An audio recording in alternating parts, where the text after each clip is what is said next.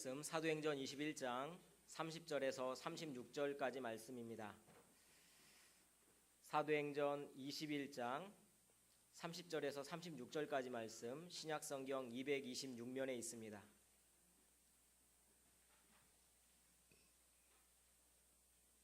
사도행전 21장 30절에서 36절까지 한 절씩 교독하시겠습니다. 온 성이 소동하여 백성이 달려와 모여 바울을 잡아 성전 밖으로 끌고 나가니 문들이 곧 닫히더라.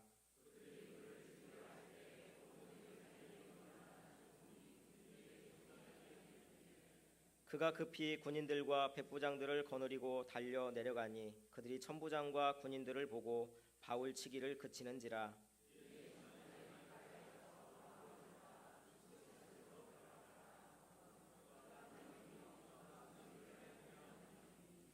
무리 가운데서 어떤 이는 이런 말로 어떤 이는 저런 말로 소리치거늘 천부장이 소동으로 말미암아 진상을 알 수 없어 그를 영내로 데려가라 명하니라.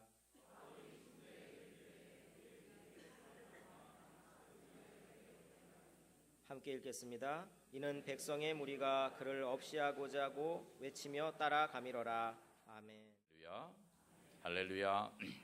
오늘 하나님께 나온 여러분 모두에게 하나님이 하늘의 복과 이 땅에 풍성한 것을 넘치도록 베풀어 주시기를 주님의 이름으로 축원합니다. 오늘 30절과 31절 말씀에 보면 지난주에 말씀드린 것처럼 유대인들이 바울을 붙잡습니다. 율법을 회방하고 성전을 더럽혔다는 말에 사실관계도 확인하지 않고 바울을 잡아 죽이려고 합니다. 그래서 그들이 그를 죽이려 할 때에 그랬어요. 그런데 본래 성전 안에서 바울을 붙잡았습니다. 그런데 성전 밖으로 끌고 나갑니다. 성전 밖으로 끌고 나가고 문들이 곧 닫히더라. 그러죠. 곧 닫히더라. 즉시 닫혔다는 거예요. 왜 성전 밖으로 끌고 나갔을까? 또 성전문은 왜 즉시 닫았을까? 바울이 성전을 다시 못 들어가게 하기 위해서 그렇습니다. 그 이유가 무엇이냐? 성전 안에 제단이 있는데 이 제단 뿔을 붙잡는 사람은 어떤 죄든지 그 사람을 잡아 죽일 수가 없기 때문에 그렇습니다. 그래서 다윗이 그거 제단 뿔을 잡지 못하도록 그렇게 성전 밖으로 끌고 나갔고 문을 닫아버린 겁니다. 다윗 왕이 나이가 많아서 왕위를 넘겨줘야 되는데 누구에게 넘겨줘야 될까? 하나님은 솔로몬에게 넘겨주라 그러셨는데 그런데 다윗의 다른 아들 아도니아가 있었어요. 이 아도니아가 자기가 왕이 되려고 그런 겁니다. 그래서 여러 가지 인간적인 방법으로 그렇게 거의 성공하는 듯 했는데 다윗 왕이 막바지에 솔로몬을 왕으로 명해가지고 그냥 바로 즉위를 해버렸어요. 그러니까 아도니아는 졸지에 역적이 돼버린 겁니다. 이제 잡혀 죽을 위기에 처했어요. 그때 어떻게 했느냐? 열왕기상 1장 50절에 보니까 성전에 들어가서 제단뿔을 붙잡았어요. 제단뿔을 붙잡고 있으니까 사람들이 가서 솔로몬에게 제단뿔을 붙잡고 아도니아가 있다. 그랬더니 그러면 살려줘라. 살려줘라.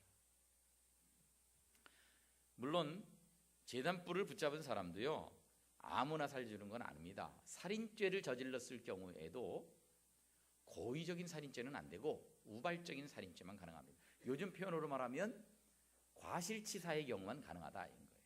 일부러 죽이려고 해서 죽인 거 말고 죽이려고 안 그랬는데 하도 화가 나서 한 방 때려주려고만 그랬는데 이 핵주먹이라 가지고 로버트 태권브이 무쇠팔이라서 그래가지고 그냥 죽어버렸다.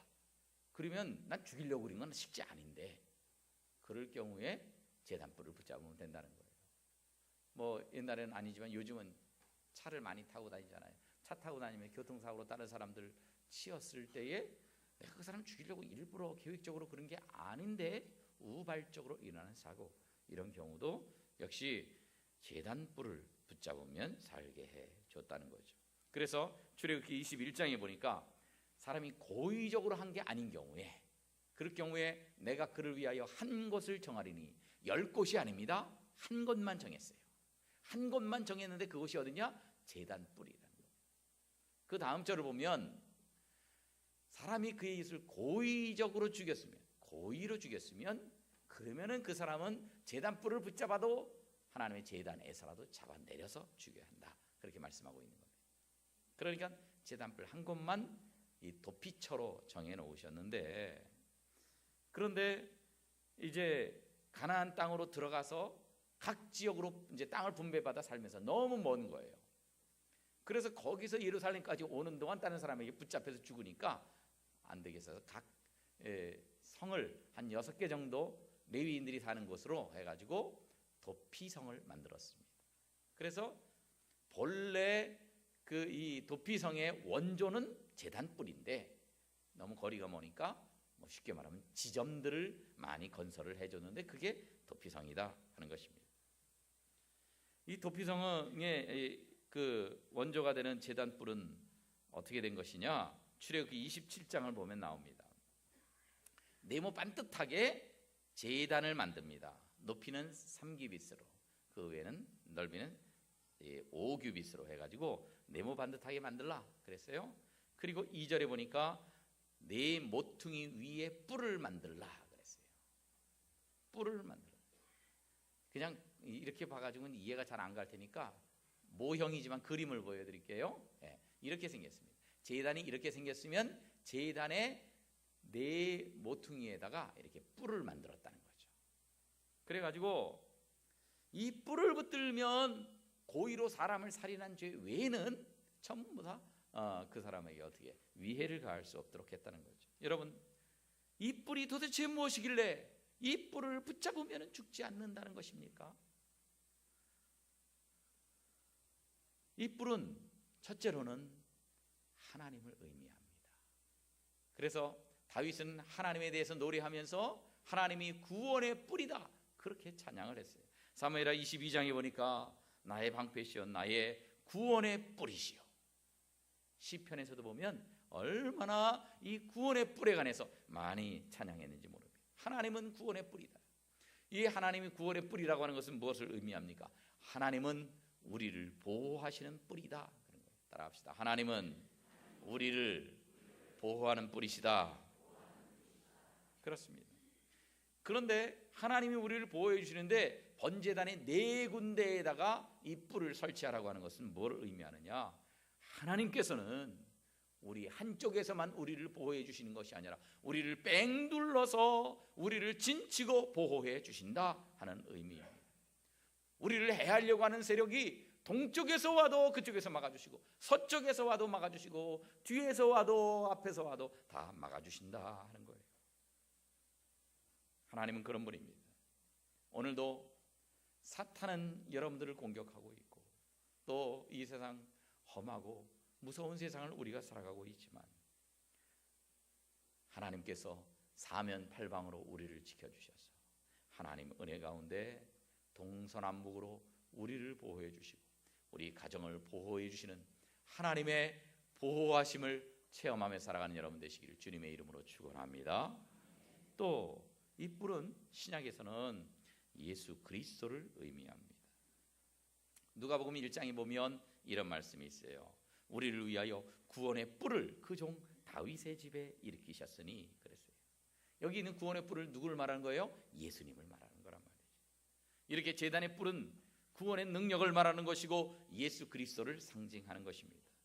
그래서 십자가의 도가 구원 얻는 우리에게는 하나님의 능력이라고 성경은 말씀합니다.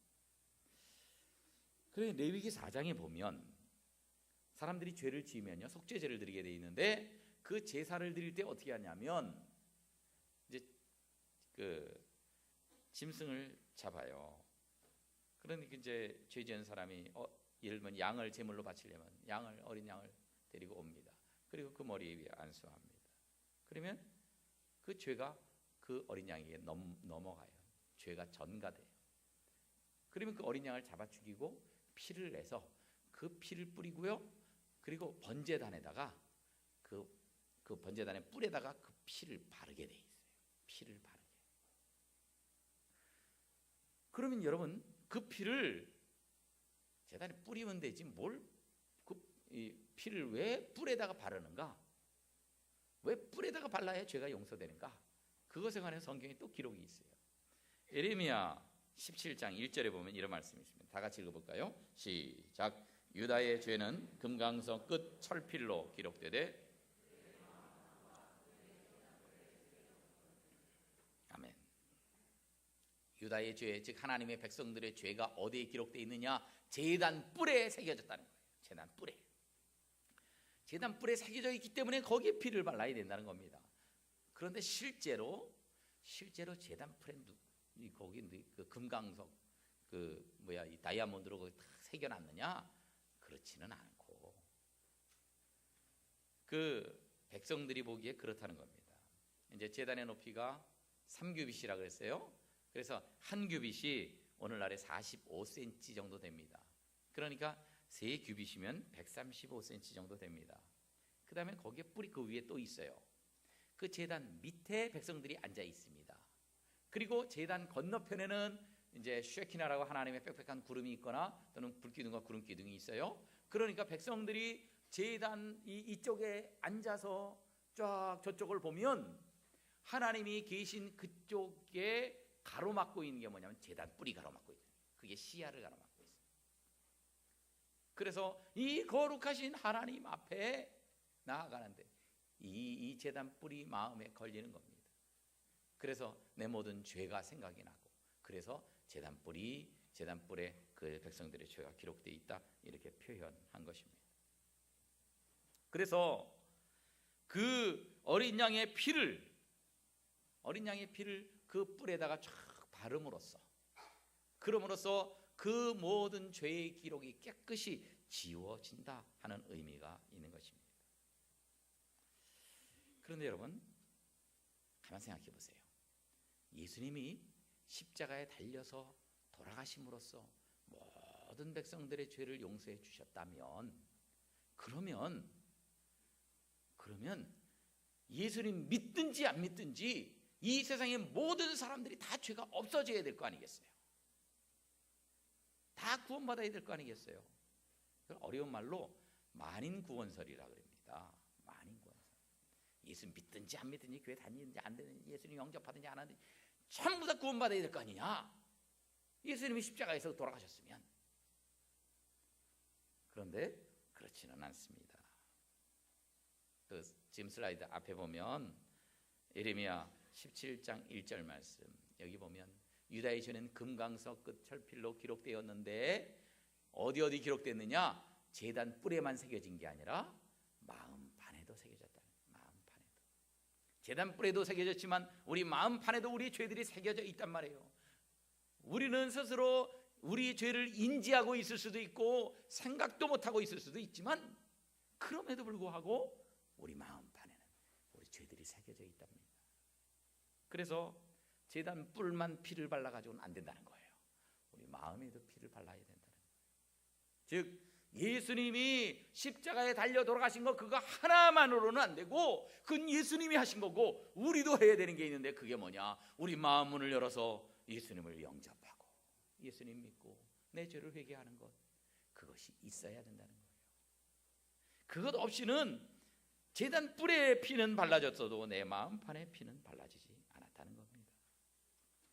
예수님이 단번에 십자가에서 속죄를 완성하셨지만, 그러나 그 속죄는 지구상에서 매일매일 예수님을 영접하는 사람들에게서 실제로 이루어지고 있고요. 우리가 내 죄를 고백하고 회개할 때에 그 예수님이 십자가에서 이루어놓으신 그 속죄가 내 속에서 유효하게 되는 것이라 하는 것입니다. 그래서 예수님이 하셨으니까 됐지, 아니에요.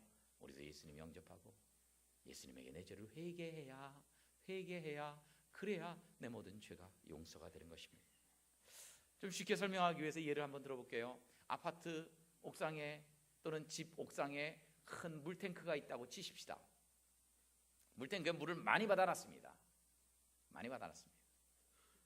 그래서 거기 사는 사람이 목마를 때면 언제든지 물을 먹고도 남을 정도로 충분한 물을 비축을 하고 있는데, 그런데 그렇다고 해서 아파트 사는 사람들의 갈증이 그냥 사라지느냐? 아니라는 겁니다. 물이 있기는 있어도 어떻게 해야 갈증이 사라지느냐? 집안에서 수도꼭지를 틀어야지. 수도꼭지를 잠그고 있으면 소용이 없다는 거예요. 수도꼭지를 틀어서 내가 물을 마셔야 내 갈증이 해소된다는 거죠. 이와 마찬가지로 예수님이 구원을 완성해 놓으신 거, 물탱크와 같이 충분하게 완성해 놓으셨지만 내가 마음 문을 열어서 예수 그리스도의 피로 내 마음판을 적셔야 그래야 내가 용서받는 것이고 내게 속죄의 은총이 내려지는 거지. 내가 마음 문을 닫고 예수님 믿지 않고 그렇게 하면 구원받지 못하고 속죄받지 못한다는 거예요.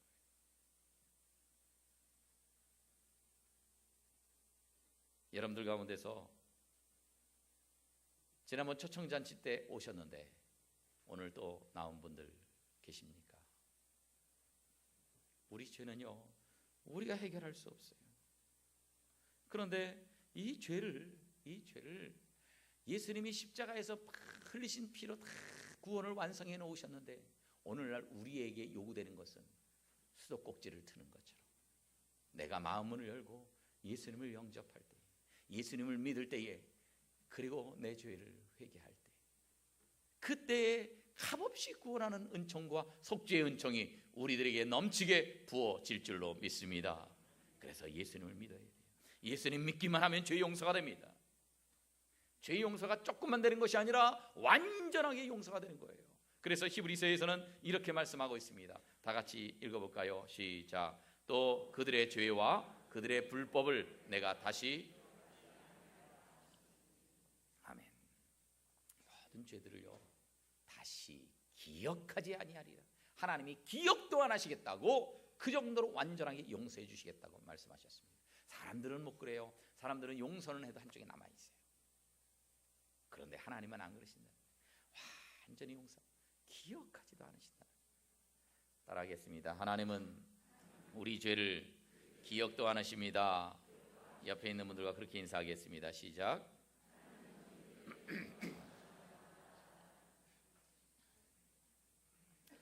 종교개혁자 마르틴 루터가 종교개혁을 막 할 때 이제 어려움들이 많았어요. 그런데 어느 날 꿈을 꾸는데 마귀가 나타났대요. 그러면서 마귀가요 긴 이 죄의 목록을 가지고 나타난 겁니다.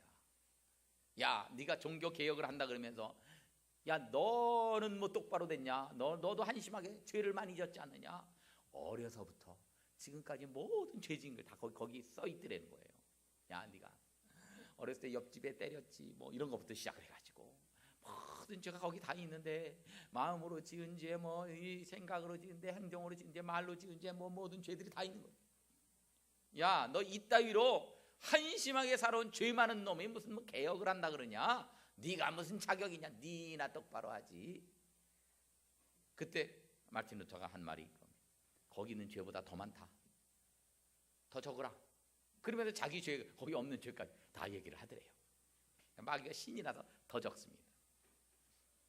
그랬더니 마르틴 루터가 마지막으로 그렇게 말했습니다. 맨 아래에다가 이 말을 기록해두라. 요한일서 1장 7절, 그 아들 예수의 피가 우리를 모든 죄에서 깨끗하게 하실 것이요. 할렐루야.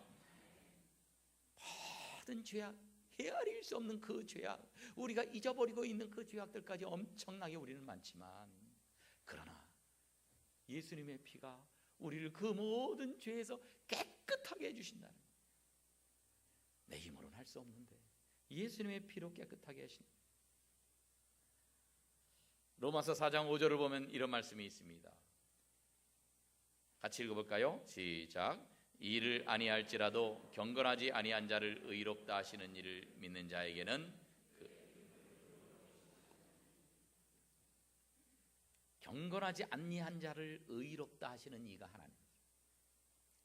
경건하지 않아요, 깨끗하지 않아요. 그런데 그 사람을 의롭다고 해주신다는 거예요.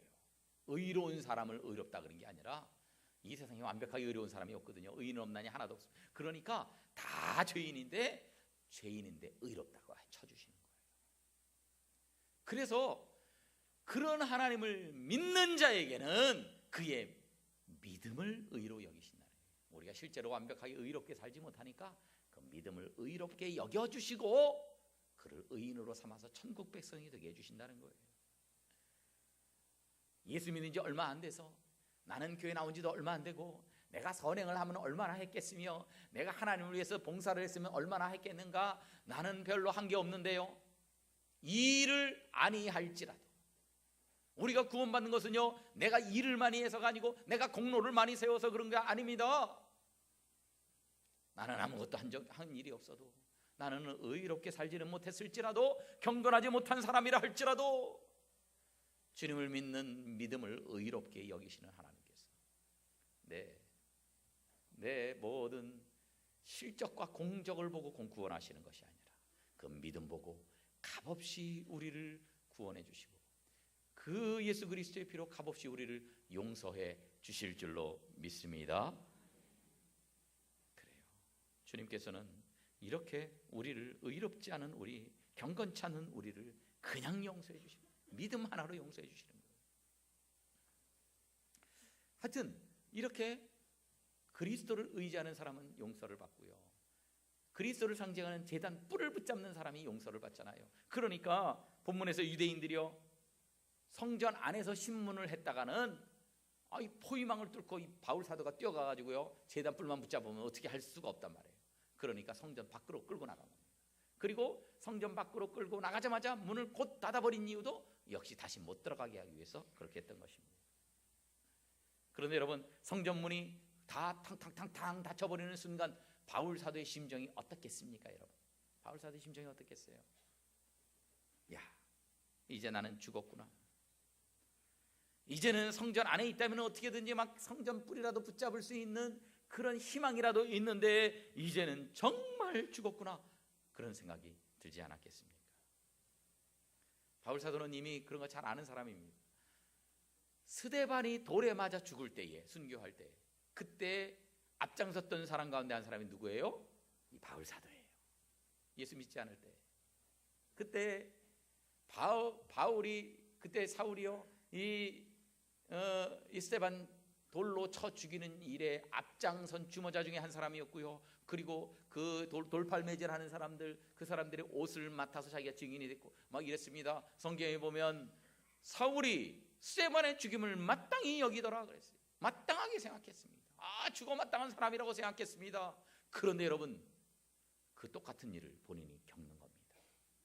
유대인들, 뭔가를 모르는 유대인들, 예수님을 제대로 모르는 유대인들이 이제는 바울 사도를 잡아 죽이려고 그러는데 그 사람들은 바울이 죽어 마땅하다고 생각하고 있어요. 진짜 죽이려고 지금 하고 있습니다. 그때 바울 사도의 심정이 어떻겠습니까? 만감이 교체하지 않았겠습니까? 내가 스데반에게 그렇게 했는데 나도 똑같은 일을 당하는구나, 똑같은 일을 겪는구나. 여러분, 우리가 살다 보면요, 우리가 다른 사람에게 했던 일을 나도 당할 때가 있습니다. 내가 다른 사람 억울하게 했더니 나도 억울한 일을 당할 때가 있어요. 다른 사람에게 손해를 끼쳤더니 나도 그럴 때가 있어요. 다른 사람 뒤에서 막 흉을 봤더니 나도 그렇게 당할 때가 있습니다. 그래서 내가 행한 대로 받게 되어 있습니다. 내가 뿌린 대로 거두게 되어 있는 것입니다. 그래서 이런 걸 생각하면요, 우리가 악하게 살면 안 돼요. 남한테 막 피해 끼치면서 살면 안 돼요. 다른 사람 마음을 아프게 하며 살면 안 돼요. 다른 사람 눈에서 눈물 나게 하며 살면 안 돼요. 그렇잖아요. 다른 사람 눈에서 눈물 나게 하면 내 눈에서는 뭐가 난다고요? 그래요. 그런 것이기 때문에. 그래서 항상 선한 마음을 가지고 항상 베풀면서 항상 사랑으로 사람을 대해야 그게 나에게 돌아온다는 거예요. 아무쪼록 평소의 모든 삶에서 선을 행해서 그 선이 여러분에게 돌아오게 사는 복된 하나님의 백성들 되시길 주님의 이름으로 축원합니다. 32절의 끝을 봤더니 바울치기를 그치는 자, 바울을 막 집단 폭행을 하고 있는 겁니다. 한 사람도 아니고 그 많은 사람들이 집단으로 때리고 있습니다. 그런데 왜 때렸어요? 31절에 보니까 그들이 그를 죽이려 할 때 분을 풀려고 때린 것이 아니었습니다. 몇 대 맞고 정신 차려라, 이게 아니었습니다. 진짜 죽이려고 때린 거예요. 죽이려고 집단 폭행을 하고 있습니다. 절망적인 상황이었습니다. 진짜 죽음 직전에 이르렀습니다. 아무도 도와줄 사람이 없어요. 주변에 바울의 제자들도 없었고요, 친구들도 없었고, 오직 죽이려고 하는 사람들 밖에는 없었습니다.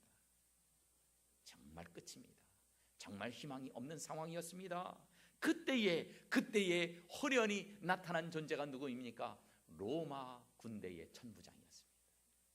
이 천부장이 백부장들과 군사를 거느리고 이곳으로 급히 온 것입니다. 이 상황을 이해하려면 그때 당시에 정치적 상황을 이해해야 돼요.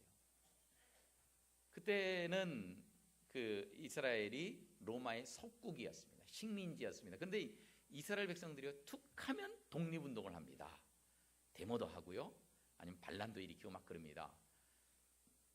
자기 나라 사람으로 당연한데 로마의 입장에서는 귀찮은 거예요. 신경 쓰이는 존재입니다. 그런데 언제가 위험하냐면 사람들 많이 모일 때거든요. 그 이스라엘 3대 명절이 있는데, 3대 절기가 있는데 그 중에 하나가 이제 이 오순절이거든요. 이 오순절에요, 흩어져 있던 유대인들이 전부 다 세계 각국에 흩어져 있는 그 디아스포라 그 유대인들이 다 예루살렘으로 모여드는데, 예루살렘 각등이나 작은 도시가요 미어 터질 지경입니다. 이렇게 사람 많이 모이면 무슨 불상사가 일어나고, 무슨 이 폭동이 일어나고, 또 로마에 대한 반란이 일어나고 뭐 그럴지 몰라요. 그러니까 정치하는 사람들은 신경이 곤두서 있는 거예요. 그리고요, 또 이 치안 담당자들도 신경을 곤두세워 그렇게 신경을 쓰고 있을 때였습니다.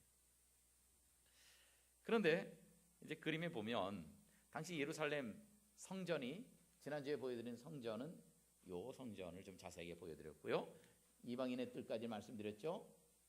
그 밖에 보면 성전 밖이지만 성전에 붙어서 안토니오 요새가 있습니다. 이 안토니오 요새는 이제 헤롯 왕이 건설을 했는데, 여기에 로마 군사들이 있으면서 치안을 담당을 했던 거예요.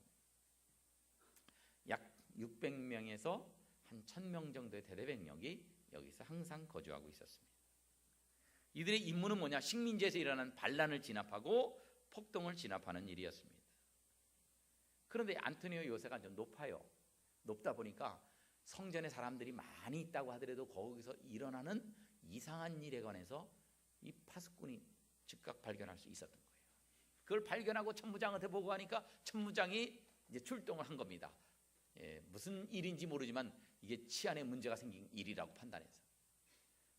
그래서 32절 말씀해 보니까 급히 군인들과 백부장들을 거느리고 왔다. 그러니까 출동한 병력이 몇 명인지 몰라도 백부장들 복수로 나와 있는 걸 보니까 백부장이 100명을 거느리고 있거든요. 백부장들이니까 최소한 200명 이상의 병력이 출동을 했다는 거예요. 그래가지고 출동을 해서 바울을 더 이상 때리지 못하게 되는 상황이 생긴 겁니다. 바울이 죽도록 두드려 맞고 있었어요. 그걸 건져준 사람이, 구해준 사람이 바로 천부장이었습니다. 이 천부장은 바울 사도를 알지도 못하고 바울도 그 천부장 개인적으로 아는 사이가 아닙니다. 바울이 로마 시민권을 갖고 있지만 로마 시민권 갖고 있다는 것도 천부장이 모르는 상황이었습니다. 아무도 구해줄 것 같지 않은 상황 속에서 생각지도 않은 천부장이 나타나서 자기를 구해준 것입니다. 여러분, 이것은 단순히 천부장이 한 일이 아니었습니다.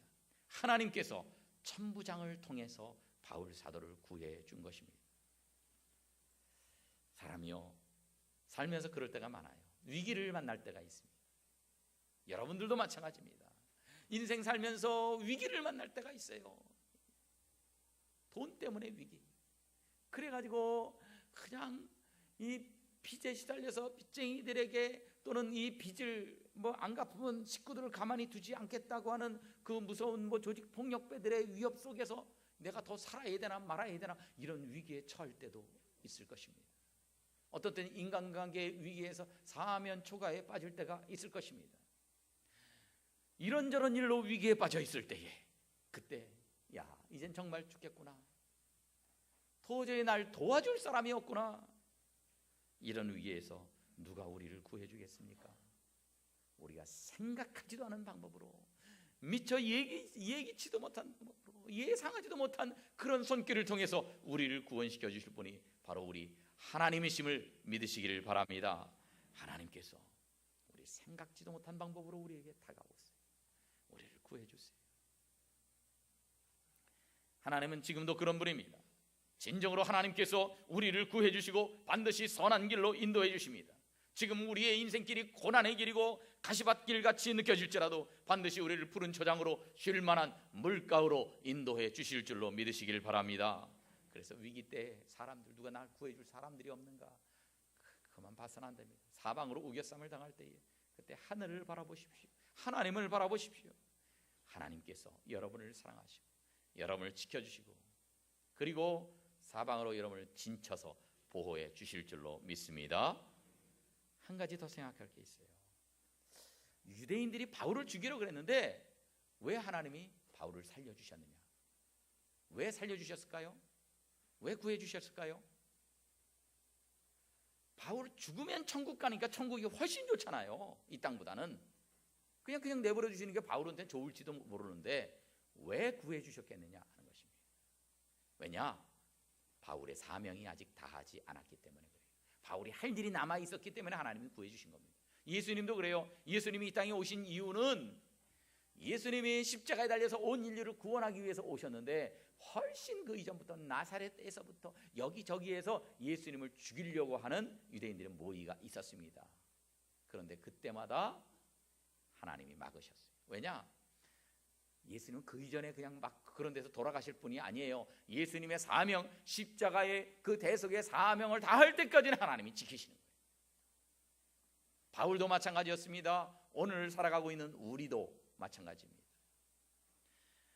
우리에게 여러 가지 위협이 다가오고 힘든 상황들이 몰아쳐오고 폭풍우가 우리를 엄습해 온다 할지라도 우리는 그것에 대해서 두려워하지 말아야 됩니다. 왜냐? 우리가 가진 사명이 있는 한 우리 사명을 다할 때까지는 하나님께서 우리를 지켜주시기 때문입니다. 할렐루야.